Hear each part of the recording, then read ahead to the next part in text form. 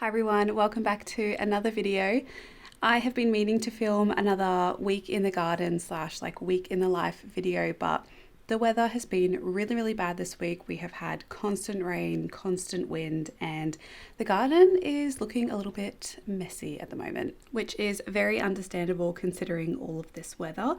But today I have like an hour or so. I really want to get outside and just do a quick little speed clean of the garden. I just want to tidy up everything that is flopped over or that is going to seed and just kind of covering other plants. Make it all a little bit neater, prepare some areas for some other plants and for all of my summer veggies. And I thought I would bring you along and share what that looks like. Got a little cat needing my attention right now, so we're on the floor now. But I am going to do a little bit of a voiceover for this video just because it is still super windy outside. And I'm just going to talk through what I do, what I'm removing, what I might plant in that area. I also have ordered in some fertiliser that I'm going to be testing out from a local company. I'm really excited to use that on the garden and just hopefully get a few areas prepped and mulched for tomatoes and cucumbers and all of those beautiful summer vegetables. It's definitely looking very wild, the garden, but I absolutely love it still. And yeah, I'm excited to see how it's going to transition over into these warmer months because this is our very first summer here doing the full season and I have no idea what it's going to be like. So I'm excited to see what's going to happen and how much food and flowers we can grow out of this little cottage garden area behind me. So I'm going to head up, make my cup of tea, get ready and then head out to the garden out there. Unfortunately, Rocky's gonna have to stay inside because he thinks he wants to go out, but he's actually terrified of the wind. And then I have to keep on bringing him back inside every time there's a really big wind gust. So I end up getting nothing done in the garden. So unfortunately, you're going to have to stay in. Very sorry.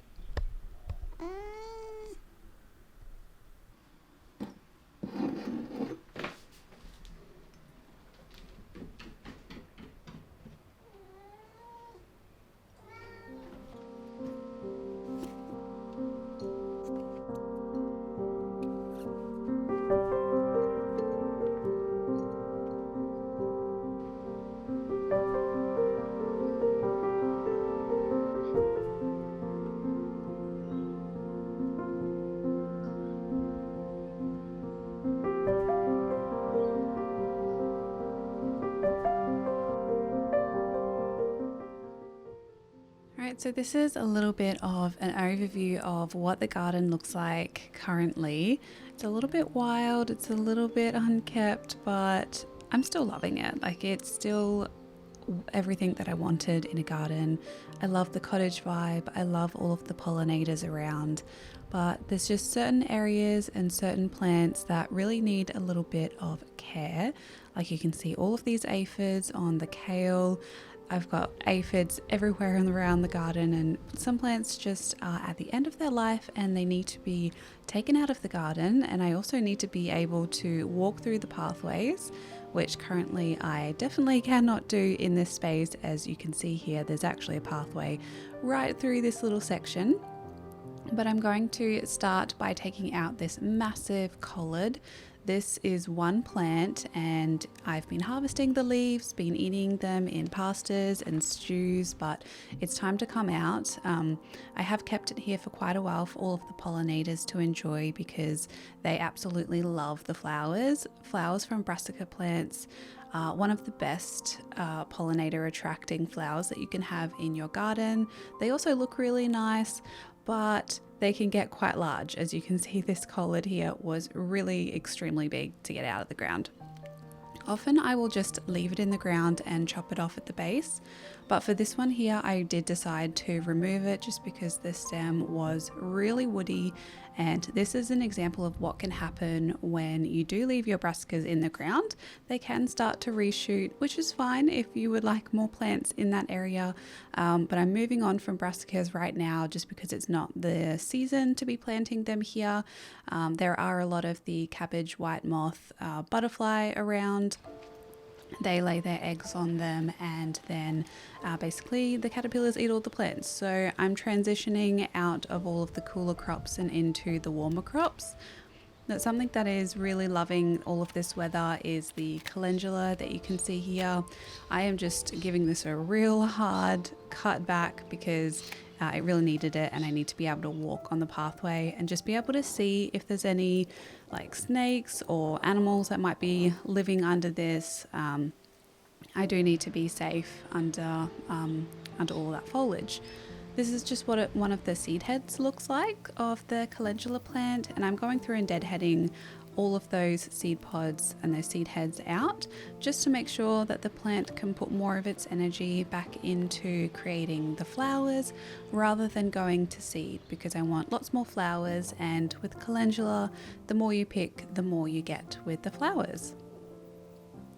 I'm also just weeding the pathway because I am going to be laying some more cardboard down on the pathway and then mulching all of these at a later date. Something else that needed to come out was this Mizuna that I have chopped back so many times and it just didn't want to budge. So it's time to come out. You can see the bases of them are getting a little bit moldy or just diseased and not very healthy looking at all. For this one here, I'm just chopping it off at the base here, and it will slowly break down and feed the soil. I wasn't too worried about taking this one out, but all of the kale plants, on the other hand, they really needed to come out. I've been harvesting these leaves and enjoying them, but I'm just snipping all of these off at the base. You can see how many aphids were in this plant. It's just absolutely disgusting. They need to come out. So that's what I'm doing here, and just making sure to really tidy this area up because I do have some larger shrubs here like a rose that I would like to fill in this space. Okay, this is one of the largest radishes I have ever seen in my life. Yes, this is a radish. This is a French breakfast radish, I think it is. And I actually left it in there, forgetting it was there for a while, until it got this big, and I decided to, you know what, I'll keep it in there. I kept it in there and let it go to seed. I provided some food for pollinators and just enjoyment for me to see how big a radish could get, but it ended up falling over and just being a nuisance in the garden. So I thought it was pretty hilarious. I had to include it in this video, but yeah, it's got to go. It's absolutely got to go. Something else that needs to go is all these weeds in the pathway, and thankfully one of the good things about it raining is that it's really easy to weed, and I've been putting this job off, which now I kind of regret, but yeah, just removing all of these weeds from the pathway, or as best as I can. I'm not worrying about every single weed because I know that I'm not going to get every single one in the garden. I don't mind there being a few, but when they do start to get a little bit larger, like these ones here, they tend to spread really fast and can overtake some of the other plants. So once I'm finished pulling out all of these at a later date, like in the other areas, I will just lay cardboard over all of this to make sure that any seeds aren't going to germinate, and then add thick layers of mulch on top, and that generally keeps the weeds at bay, and I don't have to worry about them until they resprout again. And this is just an organic method that I like to use for weed control. I don't really have to worry about them a lot. I don't have to spray them. That could contaminate my soil or destroy any pollinator activity that might be in the area. And it's fairly safe. I'm just piling all of these weeds up, getting a little bit frustrated at how much there was because wow, there's just so much. And I'm taking that down the back into the compost pile that I can show at a later date what my composting setups are around the garden. This little patch here wasn't too bad, but did have some kale in it that I really needed to get out of the ground. You can see the silver beet is going to seed there, but we're still harvesting the leaves and it's still delicious. So I'm keeping that in the ground, just tidying up any weeds that are in the area and those really aphid-filled kale plants. To amend the soil, I am trying out Ocean to Earth. This is a local or local-ish Australian-based company near to where I live, and they recycle a lot of fish waste from commercial and I think just average everyday fishing, where it goes into a bin and they recycle it and make it into compost, which is amazing. And I love incentives like this where people are taking waste and actually doing something with it that's productive and creating a really great high quality product. It's not paid or anything for me to say this, and I bought this with my own money, but I just wanted to try it out and see if I like it. And I really like the product so far. We'll see how it goes with performance. But I'd recommend just checking out in your local area whether you have anything like this or whether people are recycling waste, making it into compost. I know there are a lot of companies like this now, which is great to see popping up. On top of that, I just did a really light sprinkle of that compost fertiliser. I'm adding in sugarcane mulch, and this is just going to really neaten up the area, make it look nice and tidy, but also just protect all of that nutrients that I've added onto the soil. It's also going to help with slug pressure and snails, because they don't love walking over this material.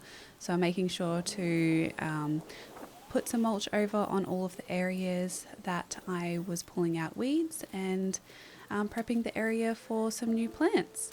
So I'm going to be planting lots of tomatoes and summer veggies in these areas. The rose there that's in the middle of the screen, that's going to grow up and be just a beautiful feature in this area.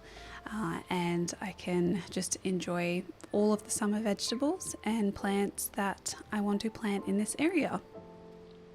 So this was just a little overview here of what the garden is looking like. I'm so excited to see what I can grow in the warmer months.